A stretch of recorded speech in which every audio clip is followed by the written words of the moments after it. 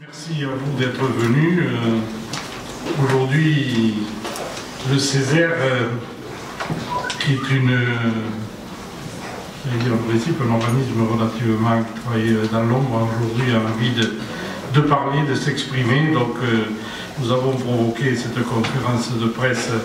Nous sommes réunis actuellement en bureau. Et nous avons souhaité échanger avec vous sur, bien entendu, un sujet qui nous touche beaucoup actuellement et nous fait beaucoup travailler, c'est-à-dire la grande région et les problèmes que l'on peut rencontrer, bien entendu. Donc le Césaire, pour ceux qui ne savent pas, mais c'est la deuxième assemblée de la région. Par ses avis et ses études, nous orientons, du moins nous le pensons, les décisions du Conseil régional, mais en toute liberté. Et le Césaire de France sont impactés par la réforme territoriale en cours, donc dans leur rôle, leur fonctionnement et dans leur composition. Mais ce n'est pas là le cœur de mes propos aujourd'hui. Donc nous avons souhaité nous exprimer aujourd'hui car nous sommes un tournant, je vais dire, ou du moins dans une période très sensible, compte tenu que dans 6 mois, il y aura donc une nouvelle grande région. Qu'ensuite, aujourd'hui, le préfet préfigurateur a rendu ses travaux donc, au Premier ministre et que le Premier ministre en personne doit, bien entendu, d'ici la fin du mois, donner des signes très forts pour ce que va devenir cette grande région, ces grandes régions de France. Mais la nôtre est particulièrement quand même impactée. Donc nous sommes sur une très grande région, une région qui sera diversifiée mais je pense attractive et nous ne voulons pas surtout rater ce moment-là. Donc ce que je vais vous dire aujourd'hui sera bien entendu aussi transmis au Premier ministre afin qu'il puisse, avant de prendre des décisions, nous écouter et j'espère nous entendre. Donc après l'été, le temps de la campagne électorale aussi va s'ouvrir, donc là nous serons bien entendu en recul, en retrait, mais il faut savoir que des décisions importantes seront prises dès le début de l'année par le nouvel exécutif. Pour notre part, nous serons en place, puisque Madame Lebranchu, qui est notre ministre de tutelle, nous a bien confirmé par une lettre, certes, ce n'est pas un décret, mais par une lettre, que nous serions en place pendant l'année 2016 et très certainement bien entendu sous une forme où il n'y aura qu'un Césaire, puisque le décret actuel dit une région, un Césaire, donc il n'y aura qu'une région, il n'y aura qu'un Césaire, et nous serons amenés à travailler ensemble. Donc, et nous répondons actuellement à une saisine qui nous a été faite par les 2 présidents de région, le président Malvy et le président Alary. Donc, co-signé cette saisine aux 2 président de Césaire, donc le président Chauzy à Toulouse et donc moi-même sur Montpellier. Donc un travail est fait, c'est pour ça autour de moi et même dans la salle, des personnes qui ont travaillé sur ce dossier-là sont présents. Un très très gros travail a été fait depuis plusieurs mois. D'ailleurs, nous avons appelé ça les 12 travaux d'Hercule. Donc il y a 12 pépites qui sont mis bien en avant. Et cela devrait permettre, j'espère, de construire une belle région. Alors, ce travail, je le dis franchement, j'ai eu des doutes de pouvoir le réaliser en si peu de temps et avec une telle perfection. Et là, il y a eu une implication personnelle de beaucoup de responsables donc, qui sont ici dans cette salle qui m'entourent pour que ce travail soit fait dans de bonnes conditions. Et il a été fait. Et à l'avant, bien entendu, nous avons fait en sorte de travailler tout ce que nous avons de bon, et je dirais même de très bon. Donc toutes les problématiques qui ont trait à cette région, savoir la Méditerranée, la mobilité, l'agriculture et l'agroalimentaire, la santé, l'enseignement supérieur, la recherche, le tourisme, le sport, les énergies renouvelables et nucléaires, et l'enjeu de l'eau des territoires, l'apprentissage, la culture et le numérique, et bien entendu la politique d'investissement public, un soutien à l'économie locale et à l'aménagement harmonieux du territoire. Tout ça a été étudié, porté par des personnalités dites qualifiées, chacun dans leur domaine, et l'a fait partager. Tout ce travail a été partagé par toutes les commissions, ce qui veut dire que les 94 personnes qui siègent donc au Césaire Languedoc-Roussillon ont écouté la présentation des experts et puis ont été amenés peut-être à faire des remarques. Et nous sommes dans la dernière phase où nous allons valider durant ce bureau de cet après-midi aussi définitivement tout ce travail qui a été fait. Alors, ces travaux, bien entendu, ils sont faits pour aborder les perspectives d'avenir pour la grande région. Quels sont les scénarios, les décisions qui auront le plus d'impact pour la future région sont ceux et celles qui vont être prises dans toutes les prochaines semaines. Dans les toutes prochaines semaines. Celles que le gouvernement va prendre, bien entendu, sur l'implantation des directions régionales, des satellites de l'État et des pôles de services en région. Nous, notre appel est formulé pour tout d'abord alerter le gouvernement, je vous l'ai dit, et le Premier ministre. Il faut que l'on revienne aux fondamentaux. Il y a eu un travail qui a été fait dans cette maison déjà, dès qu'on a annoncé la grande région, et nous avions mis en avant le danger d'une aspiration vers Toulouse, il faut le dire. Donc il y a eu énormément de préconisations. Jacques Cotta a travaillé sur ce dossier avec toute une équipe. Il y a eu des préconisations qui ont été faites.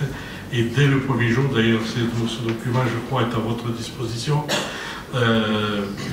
dès le premier jour on avait bien mis en avant attention, respect des uns et des autres, équilibre des territoires. Nous avons une région très très grande, nous aurons une région très grande, une région qui a beaucoup d'atouts, mais il faut bien que ce soit complémentaire, et nous sommes complémentaires. Il ne faut pas qu'il y ait l'hégémonie d'une partie sur l'autre. Donc le respect est de mise, et je crois que la façon dont nous avons travaillé ici le démontre. Tout le monde a été associé, tout le monde a pu porter son amendement, tout le monde a pu connaître le dossier. Donc aujourd'hui, nous voulons que tout ce travail-là serve à faire cette belle région, puisqu'elle devrait être une belle région. Vous savez, on a entendu, on est contre, on est pour, la région s'est décidée. 1er janvier, les élections sont fixées à la fin de l'année. 1er janvier, il y aura une nouvelle région. Et dans une période quand même de transition, il va y avoir des décisions importantes à prendre par le nouvel exécutif. C'est pour cela que les Césaires qui, eux, seront en place peuvent être les personnes qui portent les bons éléments à des personnes qui vont arriver. Beaucoup seront des nouveaux élus, on ne sait pas lesquels. Donc je crois que nous avons un travail de ce côté-là important. Et si le ministre Manuel Valcheux a souhaité que l'on travaille en commun pendant au moins un an, à minima, c'est bien que je pense que notre travail est utile. Et nous voulons, bien entendu, que ce travail se réalise dans les meilleures conditions. Alors, bien entendu, Montpellier, on a l'impression, lorsque l'on écoute les uns les autres, que la fuite est en avant, la fuite et le retour est impossible. Non, je crois qu'il faut persévérer. Nous avons les atouts et nous les avons bien mis noir sur blanc.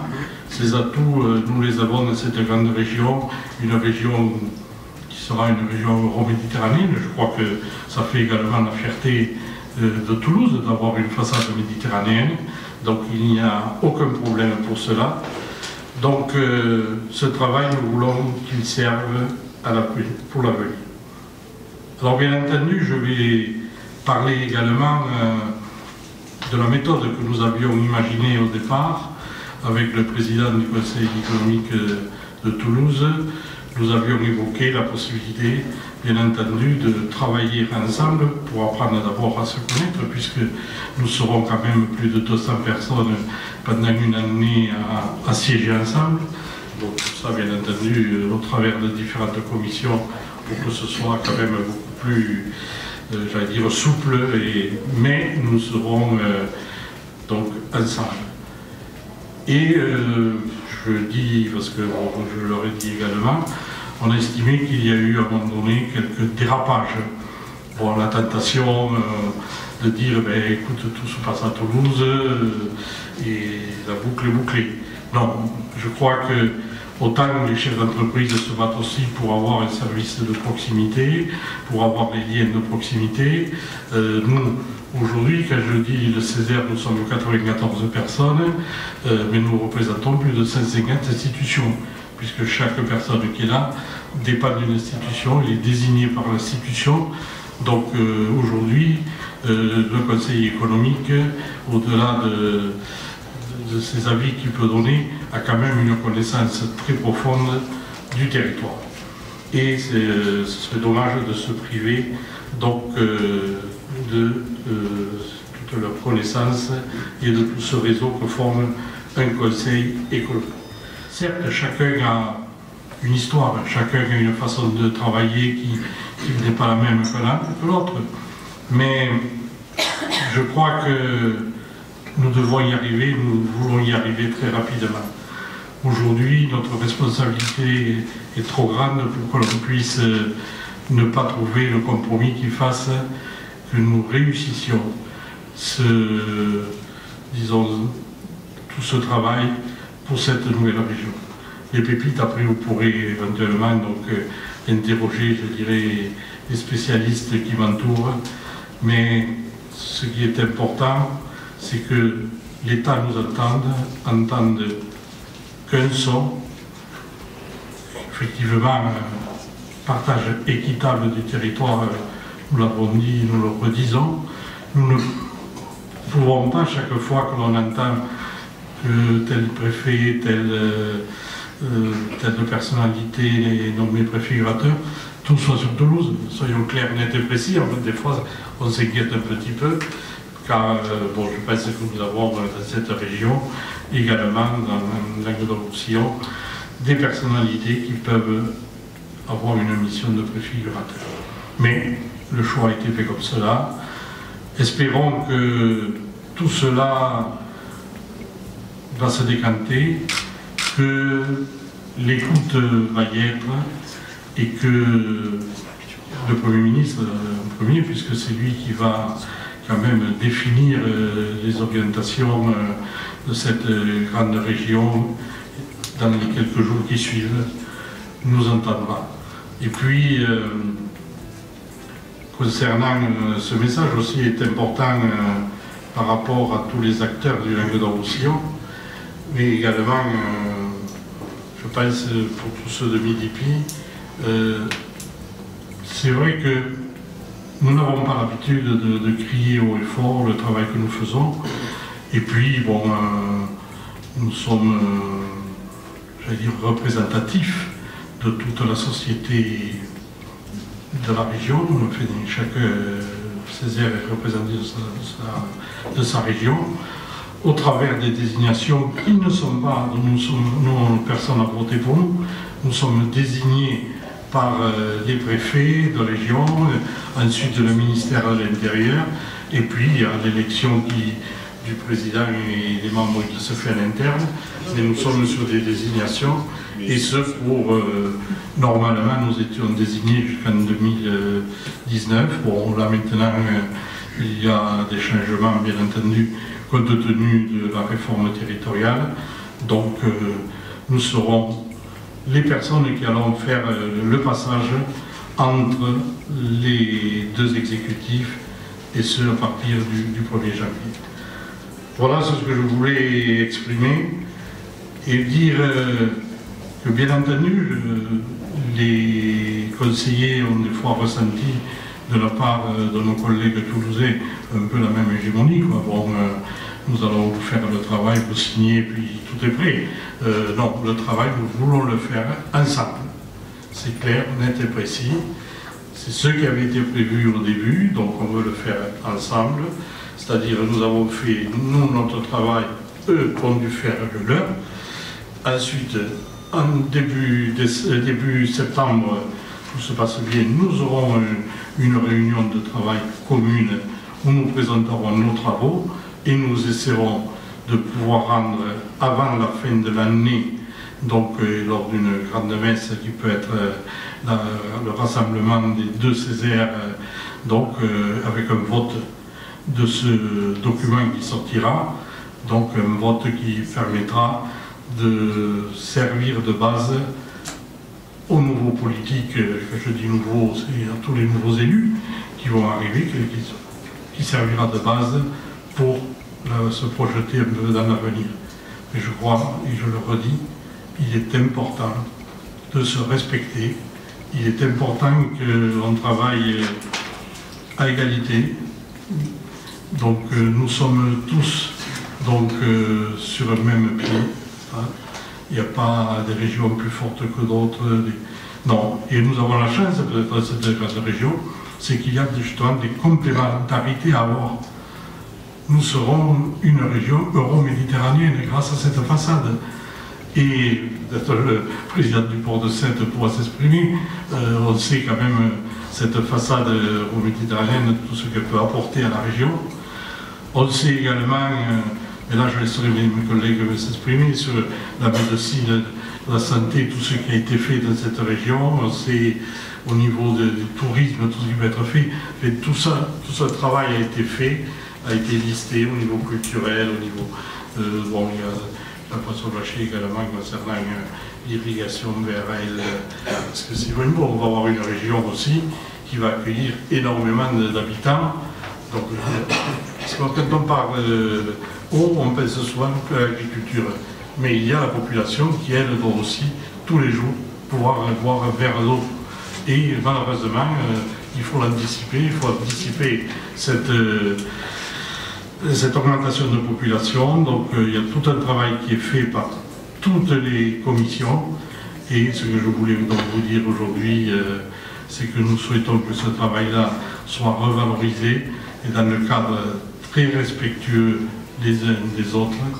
Il n'y a pas des personnes qui doivent dire nous on est les plus forts, tout arrive chez nous, et vice-versa, nous ne le disons pas, nous voulons tout. Mais nous voulons, et je reviens à un mot-clé qui avait, c'était l'équilibre des territoires. Nous avons la richesse aussi d'avoir toute une densité de population tout autour et de villes moyennes, tout autour du pourtour méditerranéen. Donc ça aussi c'est une richesse. Et puis bon, quand on m'a parlé de cette grande région, je pensais que déjà Riquet avait tracé à l'époque le canal du Midi, il avait imaginé cette région puisqu'elle a été faite pour amener beaucoup de produits de l'arrière-pays à l'époque vers la Méditerranée. Donc voilà ce que je voulais vous dire, peut-être en vous laissant après, bien entendu, la parole, poser vos questions et également les poser à mes collègues. Mais nous voulons, je veux fort, travailler dans une bonne collaboration, une bonne entente. C'est pour ça que le relais presse est important, car bon, on entend trop les on-dit ici et là. Donc l'idéal c'est d'en parler franchement. Ce que je fais avec mon collègue Chauzy, et j'espère que nous pourrons à la fin de l'année présenter un dossier commun où tout le monde aura participé et tout le monde aura mis en avant ces richesses, les richesses que nous avons, et que, je le redis, le Premier ministre puisse quand même écouter également la société civile, donc, et les Césaires avec eux, pour dire l'équilibre doit être parfait. On ne peut pas être tout basé à Toulouse, soyons clairs, soyons nets. Et en plus, il y a Carcassonne qui vous dit ça. Donc je sais ce que c'est. Bon, je suis pas loin de Toulouse, mais je vais tous les jours à Montpellier. Nous avons besoin de proximité. Donc faisons en sorte de travailler sur la proximité et qu'on soit entendu. Voilà, moi ce que j'avais à dire, c'est un appel d'une part au Premier ministre pour qu'il nous entende et que dans la répartition qu'il va faire ces jours à venir, il nous écoute. Et un appel également à mon collègue Jean-Louis Chauzy pour que nous puissions ensemble, et je le dis bien ensemble, travailler sur la saisine qui nous a été demandée. Vous allez en débattre, On en débat, je dis. On a nous juste un décret, fait une proposition où il y a une ligne, savoir si on est d'accord pour que ce soit Toulouse qui soit capitale provisoire. Voilà, c'est le décret qu'a reçu tout le monde, hein, puisqu'il n'y a pas eu que le Césaire. Il y a plus de 200 personnes, je crois, qui ont été sollicitées, des entreprises. Donc voilà. Parce qu'on en entend tellement, mais vous, je pense, journaliste, vous en entendez encore peut-être plus que nous. Mais bon, tous les retours qui sont faits sont quand même un peu alarmistes pour l'adoption, mais ça, nous ne pouvons pas l'accepter. Donc nous tenons à le dire haut et fort que nous voulons notre... Alors c'est pas une part de gâteau, hein. Loin de là, c'est travailler, avoir de la proximité et puis un équilibre entre les deux métropoles. Hein. Il y a les deux métropoles également qui comptent dans cette grande région. Et puis, il y a entre les deux métropoles, il y a un grand espace rural qui compte aussi. Donc, regardez Toulouse, Toulouse c'est plutôt concentré sur Toulouse que dans la ruralité. Ouais. Donc, voilà. Nous, alors c'est vrai que notre région n'a pas été une région facile à construire, hein, et c'est dommage que cette réforme nous percute aussi, parce que si on prend la région telle qu'elle est, vous en avez une partie qui est plutôt vers PACA, le Gard, une partie qui est vers l'Auvergne, la Lozère, une partie l'Aude et l'Hérault serait plutôt vers Toulouse, et puis Montpellier serait tout ça. Donc, je crois que les politiques qui précédaient, vous voyez, j'avais cité le président Frêche parce qu'il s'était activement battu, avait créé une véritable région qui fonctionnait et tous les départements étaient sur le même pied d'égalité. Donc voilà, c'était aujourd'hui un changement brutal, mais une fois qu'on a constaté que la décision a été prise, le travail qui a été fait en amont a permis de mettre en avant toutes les incohérences qu'il peut y avoir et la prudence à avoir et la vigilance à avoir. Donc aujourd'hui, on s'aperçoit qu'effectivement, près de 8 mois après ce travail, ils sont toujours d'actualité, les points de vigilance. Vous n'êtes pas adepte des coups de gueule, hein, et le Césaire est plutôt discret, vous le disiez, dans son travail et dans ses réflexions.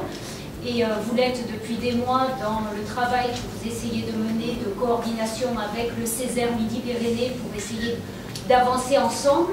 Je crois que vous avez précisé que vous n'étiez pas, ce n'est pas une question de poste, de direction ici ou là-bas, mais une question d'équilibre de territoire pour la défense de l'ensemble des habitants et des travailleurs ici.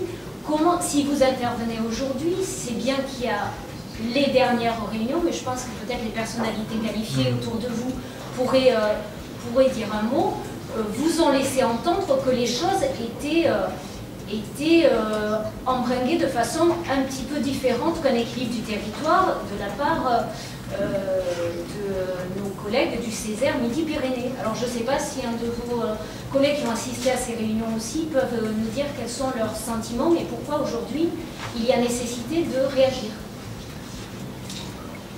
Alors, je ne sais pas, si quelqu'un qui a été présent à la réunion, enfin, moi j'avais simplement ajouté un point, et puis la personne qui était présente, puisque je n'étais pas là, mais j'ai déjeuné ensuite avec eux lorsqu'est venu le président de la prospective.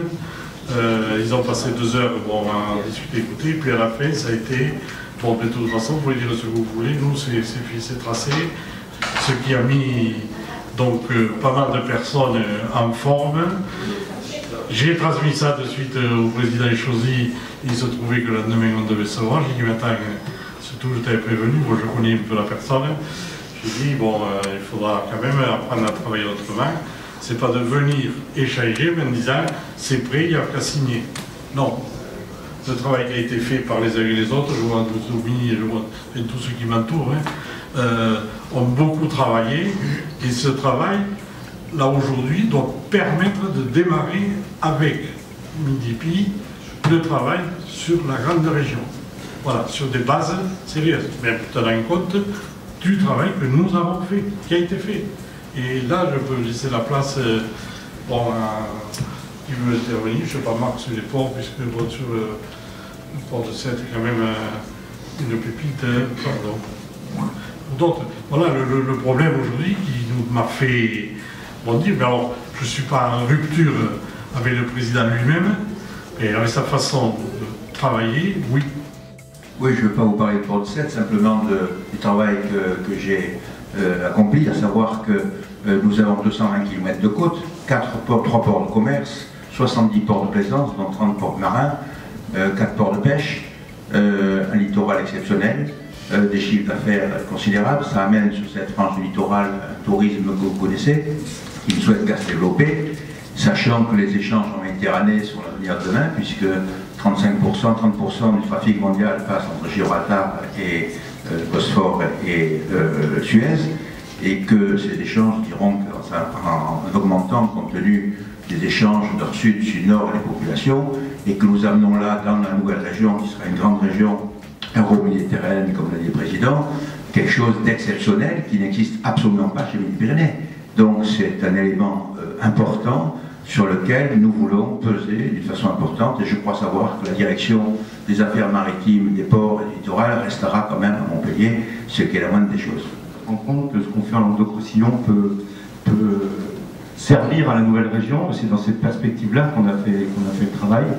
Et donc on a des choses à dire, et quelle que soit la manière dont les relations entre les deux structures que nous représentons vont évoluer, ces éléments-là seront portés le plus haut possible et avec le plus de velléité et de volonté possible pour faire en sorte que la future région bénéficie, grâce au Languedoc-Roussillon, de ses atouts et que nous puissions ensemble avoir une région dans ces secteurs-là qui a une position européenne et des avantages comparatifs et donc des avantages d'attractivité et de développement économique qui soient supérieurs à ceux que chacune d'entre nous, chacune des deux régions entre elles, peuvent aujourd'hui porter.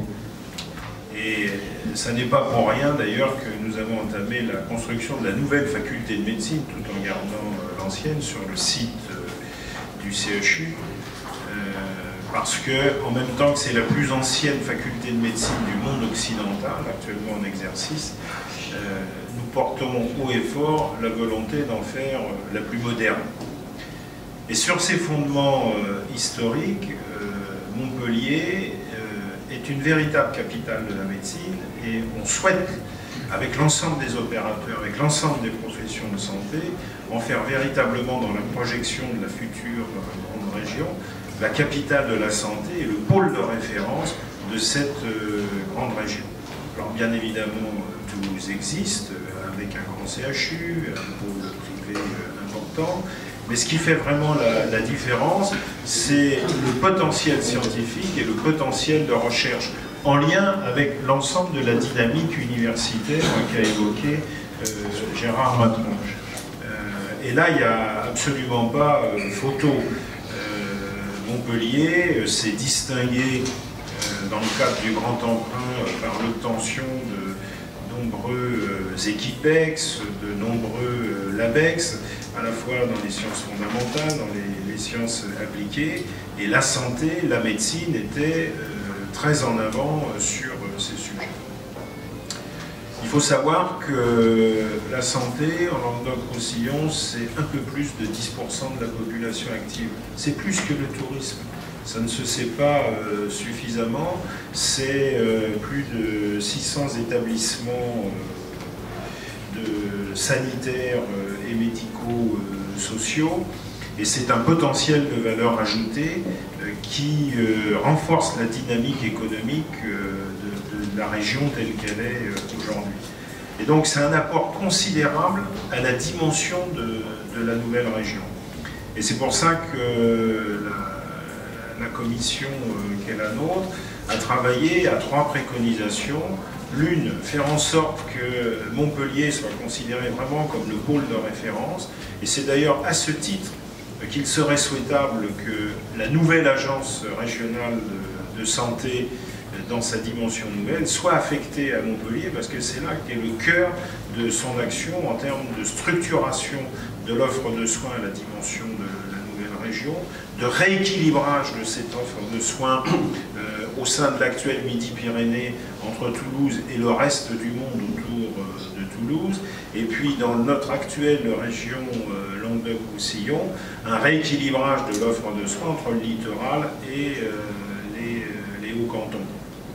C'est un enjeu considérable pour la modernité de notre région de faire en sorte de garantir une égalité d'accès, une égalité de traitement, une proximité régionale qui distingue bien ce que sont les activités de recours, ce que sont les activités de référence, de manière à faire en sorte que tout résident sur le territoire de la grande région ait un accès facilité au système de santé, aussi bien auprès de la médecine de ville, de la médecine praticienne, que de la médecine hospitalière dans ses différents statuts. Mais il y a un enjeu fort également, qui est celui de la formation des professionnels de santé, dont je vous ai dit tout l'intérêt en termes de dynamique sanitaire, mais aussi de dynamique économique et sociale, et de création de la richesse en termes de services. Et puis l'enjeu de la recherche clinique, recherche translationnelle. On a sur le site de Montpellier émis 2 CHU qui sont proches l'un de l'autre, rattachés à la même faculté de médecine.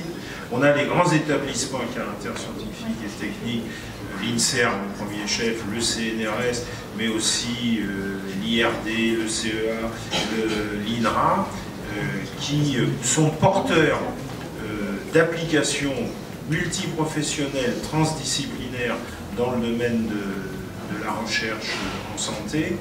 Et l'expérience montre que plus la recherche est de haut niveau, plus est immédiat l'accès à des opérateurs de soins de plus en plus qualifiés, de plus en plus efficaces, en proximité immédiate. Donc c'est un bénéfice tiré par le haut et par la connaissance scientifique, les activités, c'est garantir une meilleure offre de proximité et une efficacité plus forte dans l'administration des traitements.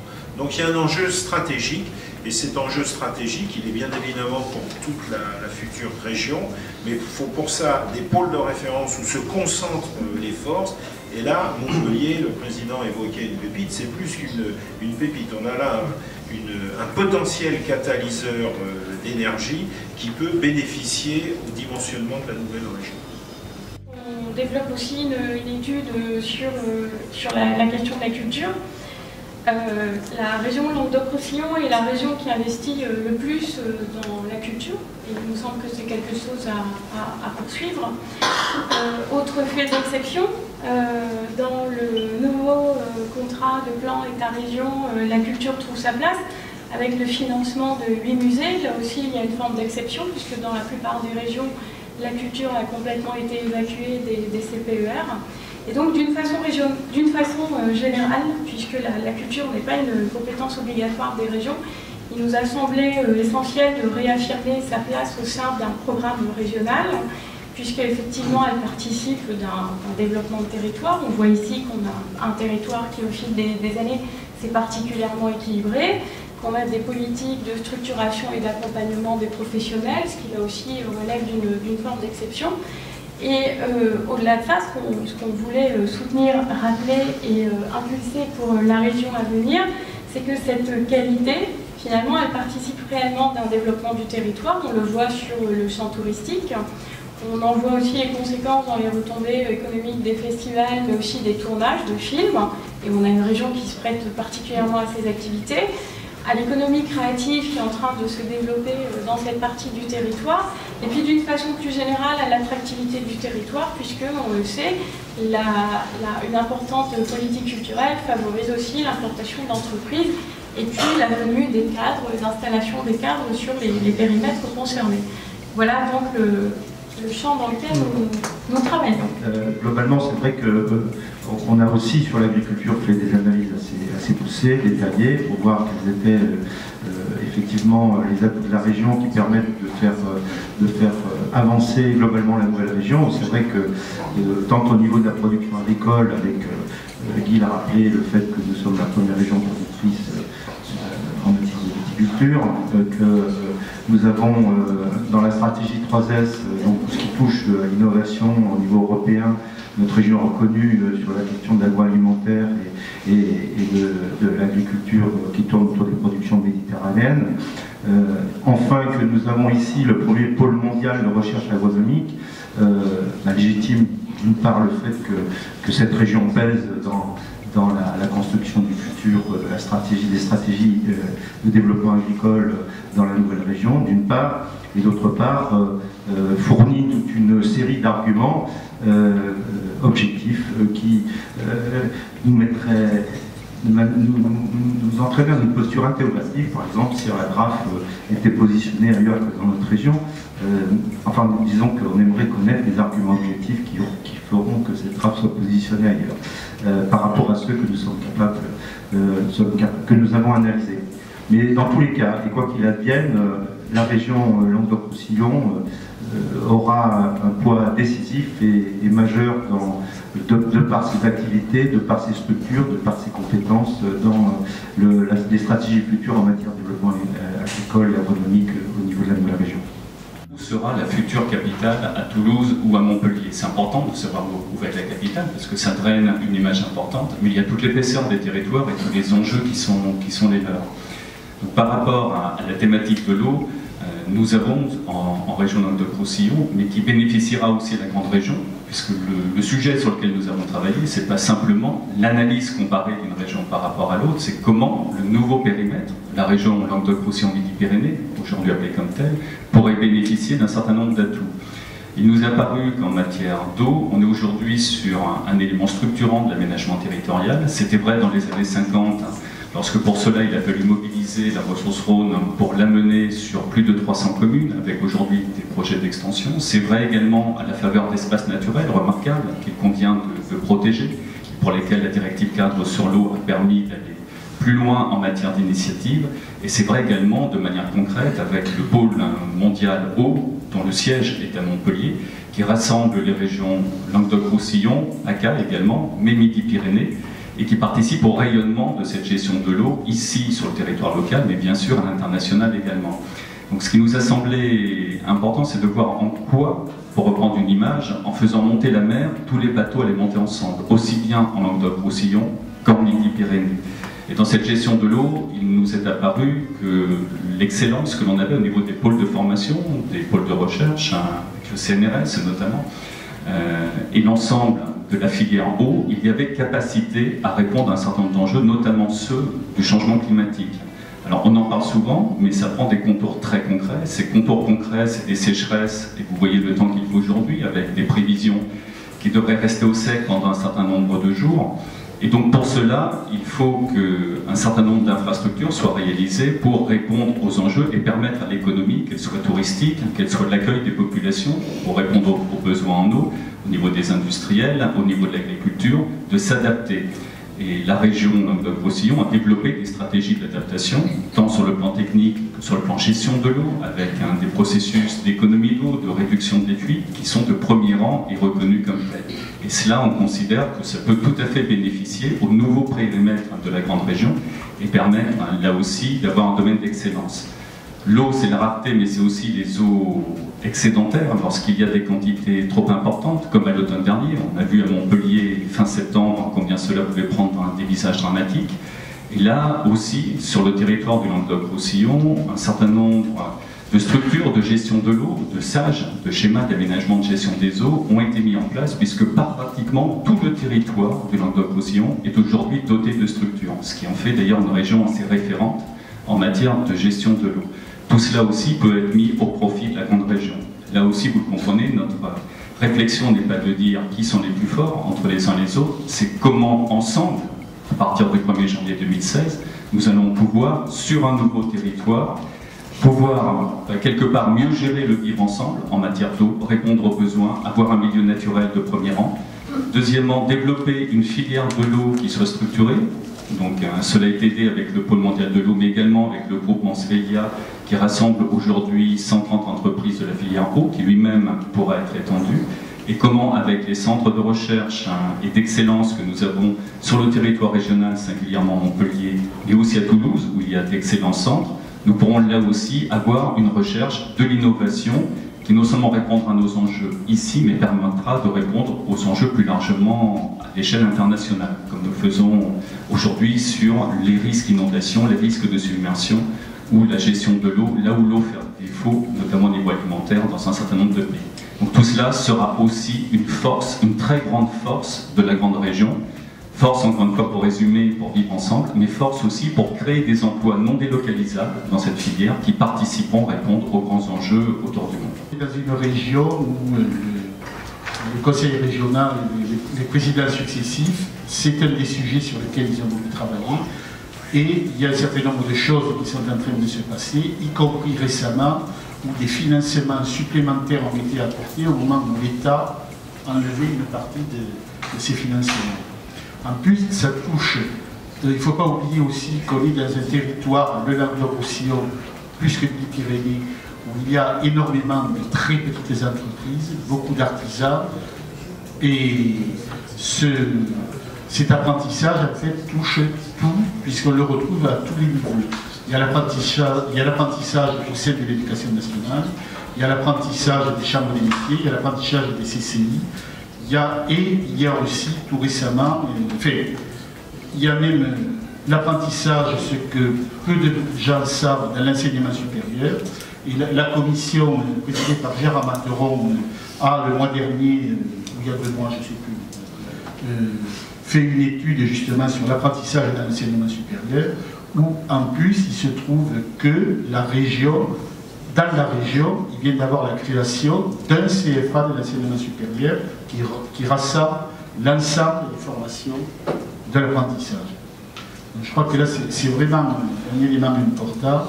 Et je sais même, puisque j'ai quand même eu un certain nombre de contacts avec mon équivalent en Midi-Pyrénées, je sais que c'est un sujet où il attend de nous des éléments pour qu'on puisse, dans la future grande région, continuer à porter ce qu'on a ici. Voilà. Pour mieux se connaître ce qui s'est passé ici avec les membres du bureau du Césaire, bon, je pense les 2 Césaires, nous nous sommes réunis ici, ça s'est très bien passé. Et puis, bon, chacun est reparti avec un petit programme, mais bon, tout en ne respectant pas trop le cahier des charges tel que nous l'avions prévu. Alors ensuite, nous on a quand même maintenu une réunion qui avait lieu avec la section prospective, et où là, alors c'est le président de la section prospective, c'était pas le président choisi, bon, a carrément dit que le travail était fini, qu'en fait il n'y avait plus qu'à signer, quoi. Donc je pense qu'on ne peut pas concevoir comme ça de bâtir un programme, et surtout d'apprendre à travailler ensemble.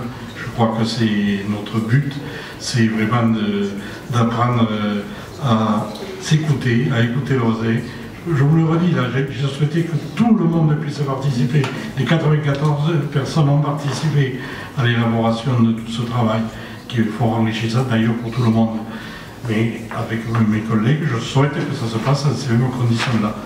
Donc, est-ce le fait d'une personne, j'en ai fait part au président, mais s'il me dit que lui, cette personne qui est intervenue, était mandatée pour dire ça, donc il faut que le président donne, je ne vais pas dire des excuses, trouve une méthode de travail qui soit beaucoup plus respectueuse que ce qu'elle est aujourd'hui. Voilà, nous souhaitons. Votre travail à vous n'avait pas encore été remis à... Non, il n'est pas encore remis, puisque de toute façon, nous aussi, nous n'avons pas du tout le leur. Il faut être bien clair, c'était dans notre plan de travail, c'était prévu comme cela. Chaque Césaire travaillait sur sa propre région, et puis on a une réunion qui se tiendra, ou ne se tiendra pas, mais qui en principe devrait se tenir début septembre, où là, les travaux seront mis côte à côte et voir comment, à partir de là, on peut faire également, puisque c'était de la prospective, sur, le thème c'était prospective sur 2030. Donc déjà que nous puissions avoir des documents fiables, sérieux et qui puissent servir, j'allais dire, on est la vigile pendant un an, à la nouvelle région et au nouveau exécutif, serait déjà une belle chose. C'est ce que nous souhaitons les uns et les autres. Et vous avez le sentiment que vos propositions ont été disqualifiées avant d'être examinées? On ne peut même pas disqualifier puisqu'ils n'ont pas regardé. Voilà, ils avaient l'impression que bon, ils avaient capacité à tout faire. Les autres réunions du coup, auxquelles vous n'avez pas assisté, ça s'est passé dans le même état d'esprit ou... Non, il y en a eu... La première réunion, c'était une réunion de connaissances, j'allais dire, donc mutuelle, elle s'est très bien passée. Bon, mais après, de réunion technique, il n'y en a eu qu'une, il n'y a eu que celle-là. Il n'y en a eu qu'une. C'était quand et où cette réunion de prospective? Alors, c'était ici même, et c'était il y a 15 jours. La semaine dernière. Hein? C'était la semaine dernière. Tu étais toi, Domi? Oui, tu étais. C'est que la région Midi-Pyrénées, Vincent Césaire a eu une anticipation prospective antérieure à la nôtre, mais vue de son point de vue, dans l'hypothèse du rapprochement de nos deux régions, comme ils l'ont fait d'ailleurs vis-à-vis de l'Aquitaine, puisqu'ils pouvaient largement hésiter. Et on n'est pas du tout au même niveau d'anticipation. Mais il est clair qu'en prospective de la grande région, elle ne se fait pas vue du Languedoc-Roussillon ou vue de Midi-Pyrénées. Elle se fait à égalité de droits et de devoirs par l'ensemble des parties prenantes de la grande région. Puisqu'il faut partir sur des prémices stabilisées qui soient les mêmes pour tous. Donc il y a une question de méthode. Mais peut-être faut-il voir là, effectivement, une tentation hégémonique. C'est normal, il y a toujours de l'émulation dans les porteurs de réforme. Moi, ce que je remarque comme un signe clinique de cela, c'est que le Césaire Midi-Pyrénées, à la question posée à laquelle nous allons répondre jeudi prochain, s'est permis de répondre à des questions qui ne lui étaient pas posées. Puisque là, il s'agit de se prononcer sur l'accord pour Toulouse, capitale provisoire. Oui, non. Sinon, pourquoi? Si oui, pourquoi? Le Césaire, Midi-Pyrénées, bien évidemment, a répondu oui à la question. Et puis a répondu oui aussi au fait que ça reste comme ça et que tout soit à Toulouse. Voilà. Mais je dirais que c'est... Je ne dis pas que c'est une saine émulation. Je dis que ça fait partie du jeu habituel, un peu compétitif, lorsqu'on est dans un, non pas une prospective, mais là une perspective de fusion. Ce qui est important, c'est que les décisions soient adossées, assises sur des travaux qui objectivent les problématiques et qui permettent à ceux dont c'est leur responsabilité, c'est-à-dire les élus, de se prononcer en toute connaissance de cause. Ils ont pris position sur l'hôtel de région et le siège du Césaire. Or, ces questions-là ne nous seront posées que dans les Césaires réunis.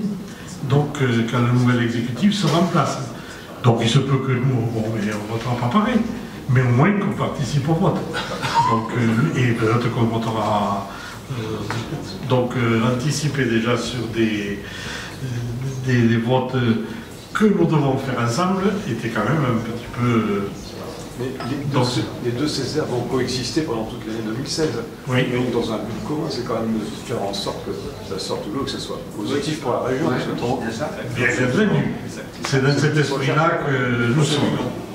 Donc c'est pour ça, il ne faut pas dire mon premier dérapage, non, on va discuter, repartons sur de bonnes bases et nous devons travailler. Ça, il est clair, net et précis. Il ne faut pas qu'ensuite ce soit les habitants de cette région, de la grande région qui en pâtissent. Si on peut faire avancer des idées, profitons-en, faisons-le ensemble. Voilà, c'est... Ensemble, une belle région euro-méditerranéenne, sur une façade méditerranéenne, on aura des avions, aéronautique, c'est vrai que c'est une région qui va être très diversifiée. Mais puisque vous qui êtes plutôt averti, qu'est-ce que risque la région Languedoc-Roussillon au cas où vous avez parlé d'une absorption de et vers Toulouse? Qu'est-ce que risque la région? Là, de toute façon, bon, on attend aujourd'hui que le Premier ministre, et c'est pour ça que nous on fera bien entendu un courrier, mais les craintes, ils en ont écho, qu'il y ait une répartition équitable. Parce que dites-vous bien que s'il n'y a pas de répartition équitable des centres de décision, tout le monde rejoindra les centres de décision. C'est obligé. Ça ne se fera peut-être pas de suite, mais dans le temps, ça va se faire. Donc aujourd'hui, nous avons une région ici qui est accueillante. Donc continuons comme ça, à trouver l'équilibre.